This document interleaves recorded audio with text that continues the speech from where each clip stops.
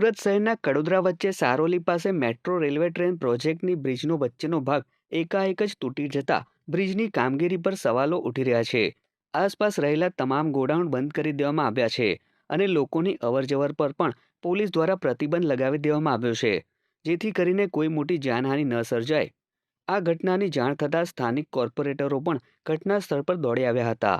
ત્યારે કોર્પોરેટર સેજલ માલવિયા દ્વારા શાસકો પર આકરા પ્રહારો કરવામાં આવ્યા હતા. તો બીજી તરફ ઘટના બાદ મેટ્રોના અધિકારીઓ પણ 2 કલાક સુધી ઘટના સ્થળ પર જોવા મળ્યા ન હોવાની ફરિયાદ પણ લોકમુખે ઉઠવા પામી છે. લેન્ડમાર્ક તરફથી રસ્તો ડાયવર્ટ કરવામાં આવેલો છે અને કડોદરા તરફથી આવતા રોડને પણ ડાયવર્ઝન કરવામાં આવેલો છે. સાયના સર્કલ તરફથી આવતા રોડને પણ આરએમટીએમથી ડાયવર્ટ કરવામાં આવેલો છે, જેને લીધે સમગ્ર વિસ્તારમાં કોઈ વાહનો ના આવે અને કોઈ પણ પ્રકારની જાનહાનિ ના થાય.